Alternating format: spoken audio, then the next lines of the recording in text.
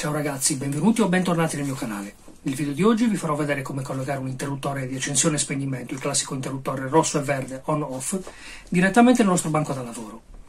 Io ho avuto l'esigenza di collegare questo interruttore al mio banco da lavoro in quanto, se avete visto il video precedente, sapete di cosa sto parlando. Se non l'avete visto andate subito a vederlo. Sono andato a realizzare un banco fresa e ovviamente quando andremo a collegare il nostro elettroutensile direttamente sul banco da lavoro verrà meno l'interruttore di accensione e spegnimento, che ovviamente è collegato direttamente alle nostre impugnature dei nostri elettroutensili, e quindi è necessario andare a collegare un altro interruttore esterno che ci permetterà di accendere e spegnere la macchina senza andare a metterci in situazioni pericolose o comunque senza andare a complicarci troppo la vita. Ovviamente questo interruttore nel mio caso lo utilizzerò per il banco fresa, ma nel vostro caso potrebbe andare bene per qualsiasi tipo di banco da lavoro, anche perché parliamo di un interruttore di accensione e spegnimento che in molti casi può essere anche un interruttore di emergenza e quindi ci permette di avere tutto sotto controllo senza dover andare a mettere direttamente le mani vicino al nostro elettroutensile per andare a accenderlo o spegnerlo, soprattutto per spegnerlo se parliamo di emergenza. Quindi seguitemi subito sul mio banco da lavoro e andiamo a vedere come collegare il nostro interruttore on-off e come andare a creargli un alloggiamento che ci permetta di inglobarlo perfettamente all'interno dei nostri banchi da lavoro. Allora ragazzi, prima ancora di passare ai collegamenti dell'interruttore, partiamo prima dall'alloggiamento dell'interruttore stesso. Quindi per fare l'alloggiamento io ho deciso di utilizzare un ritaglio di compensato. Le dimensioni dell'interruttore sono veramente contenute, quindi il materiale che ci serve è davvero poco. Quindi prendiamoci le misure per quello che diventerà poi lo sportellino che andrà ad accogliere il nostro interruttore, e come vedete andiamo a calcolare quella che è l'area da rimuovere, quindi la parte centrale all'interno del cui dovremo infilare la zona contatti dell'interruttore. Quindi un lavoro veramente semplice, alla portata davvero di tutti.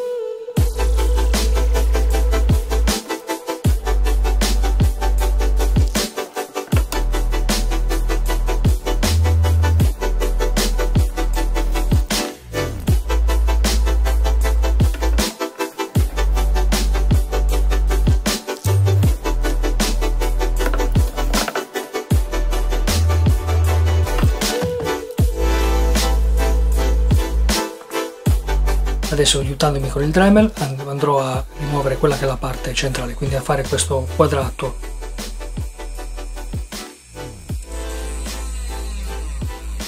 Andateci delicati col Dremel perché è un legno molto delicato, quindi quando andremo a fare troppa pressione poi, come avete visto, esce del fumo perché tende a bruciacchiare il legno. Ovviamente non andate a dargli fuoco, però insomma non vi preoccupate.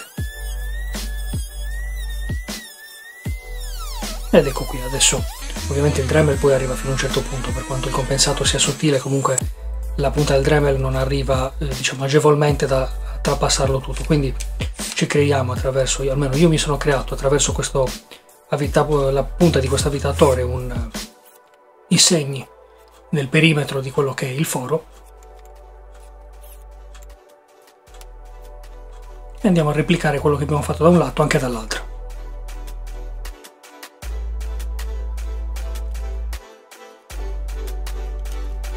Nuovamente il Dremel e andiamo a tagliare.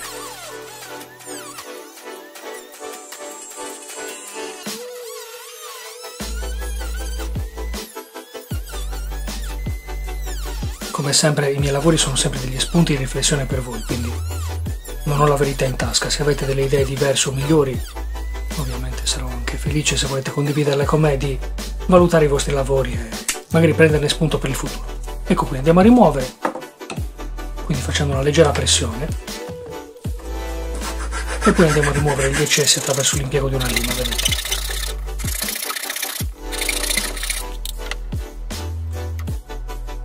E adesso andiamo a simulare il collegamento, quindi come vi ho detto mi servirà per il banco fresa. Se non avete visto il video andate a vederlo, vi metto il link qui sopra.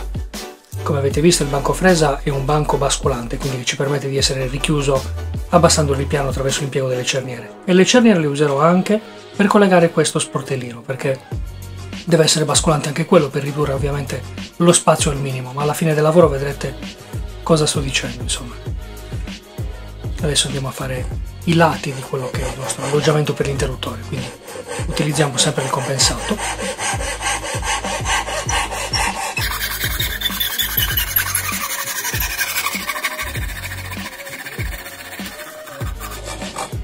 Ecco qui il primo lato. Come vedete la funzione di questo sportellino è quello di poter rimanere diciamo a 45 gradi rispetto al piano, in modo che sia sempre pronto e comodo. e la cerniera poi ci permetterà di averlo perfettamente a filo quando andremo a richiudere il banco.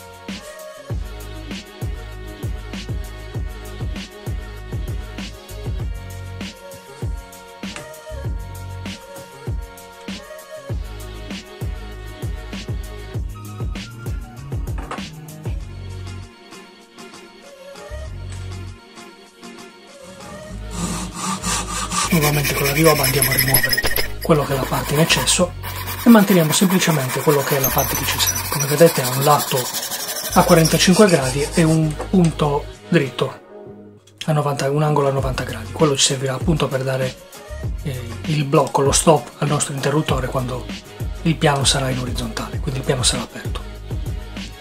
Attraverso l'impiego di una colla vinilica andiamo ad incollare i lati del nostro pannellino che porterà poi l'interruttore, in cui si alloggerà poi l'interruttore. Rimuoviamo sempre gli eccessi di colla, passiamo ora all'altro lato.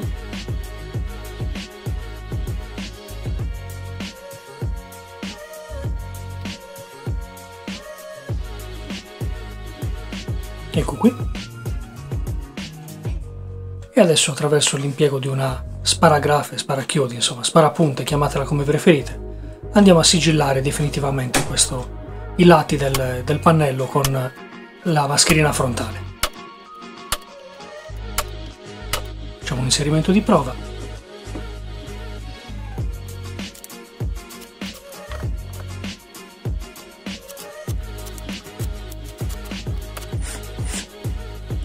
E andiamo a provare ad alloggiarlo.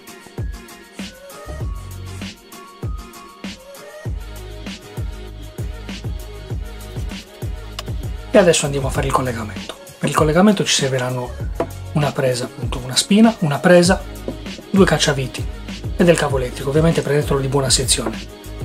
Allora la parte dei collegamenti ve la faccio vedere, ma mi raccomando, se non siete esperti nei collegamenti lasciate perdere, rivolgetevi sempre a qualcuno che fa questo lavoro di mestiere, quindi che sa come fare i collegamenti in sicurezza.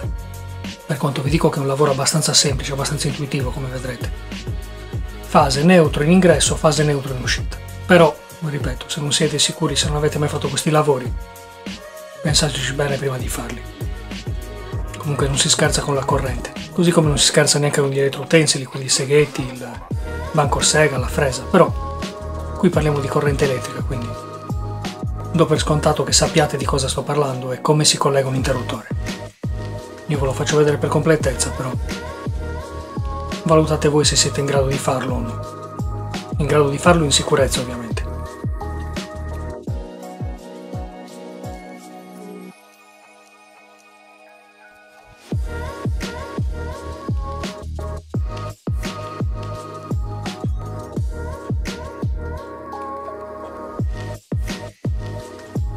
E la presa asciutto l'abbiamo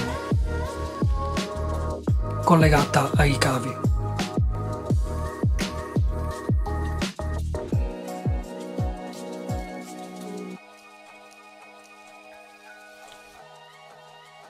E passiamo adesso alla spina, a collegare la spina.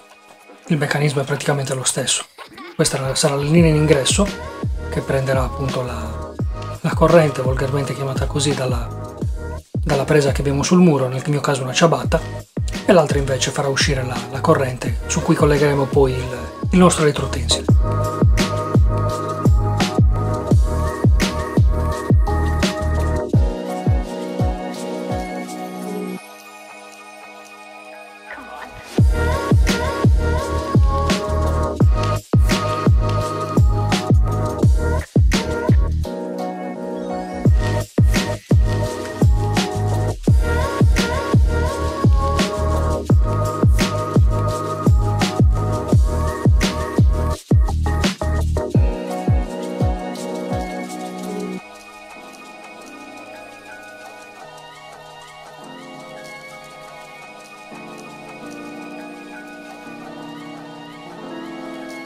Stringiamo sempre saldamente i morsetti delle nostre prese o delle nostre spine, perché poi andranno a tenere ben serrati e ben in sicurezza quelli che sono i cavi elettrici.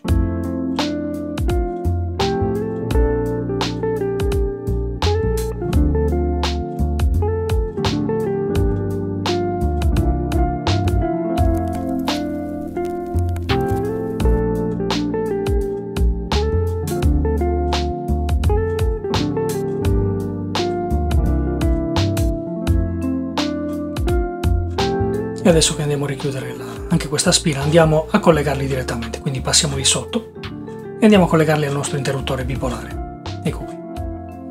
Questo funziona sia da interruttore bipolare che sia bifase che trifase. Come vedete, se siamo negli Stati Uniti c'è la 320, c'è la 380, scusatemi, si usano tutti e tre i collegamenti. Se siamo in Italia abbiamo la 220 e lì allora usiamo soltanto i primi due.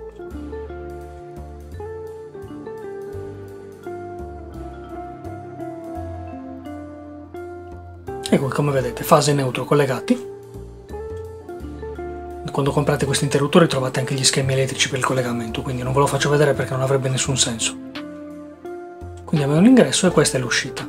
Uscita, cioè vuol dire si andrà a collegare alla presa che poi alimenterà quello che è il nostro elettroutensile.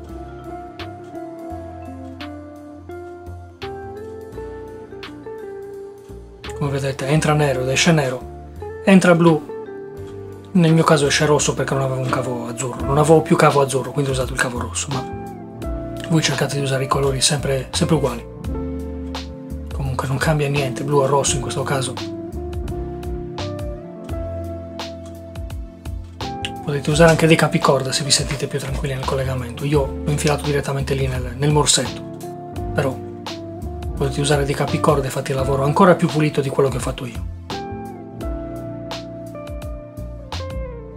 Ecco qui, adesso infiliamo i cavi e colleghiamo il nostro interruttore allo sportellino.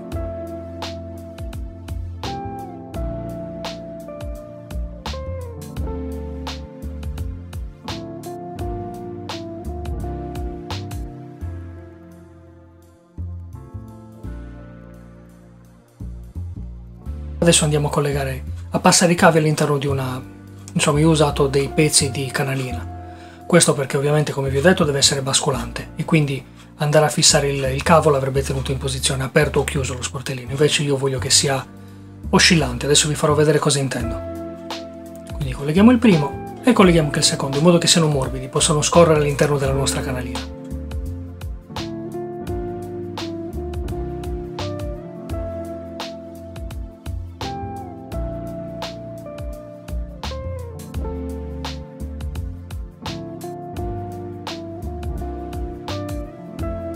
Adesso vi faccio vedere come funziona l'accensione. Doppia sicurezza, quindi prima andiamo a collegare la presa alla nostra ciabatta nel mio caso e vediamo, ecco qui, abbiamo un verde che alimenta, vedete, se non tenete premuto, se non lo premete fino alla fine non va a funzionare, cioè si stacca, quindi funziona semplicemente così. Accensione col verde e poi col rosso andate a staccare. Ecco cosa intendevo per sportellino basculante. Quando noi andiamo a chiudere il nostro ripiano, per forza di gravità e grazie alle cerniere, il nostro interruttore rimarrà perfettamente in piano. Allora ragazzi, anche questo video è arrivato al termine. Se ti è piaciuto il lavoro che ho fatto, ti invito a mettere mi piace qui sotto, iscriverti al canale e attivare la campanella per stare sempre aggiornato su tutte le mie pubblicazioni. Rimani collegato perché questo è il secondo video di una serie di lavori che faremo sul nostro banco fresa. Ovviamente nel prossimo andremo a vedere il sollevamento della fresa e la realizzazione della guida per la fresa, quindi per avere dei tagli e delle lavorazioni sempre pulite. Ti ringrazio per aver visto il video fino alla fine e ti auguro una buona continuazione all'interno del canale.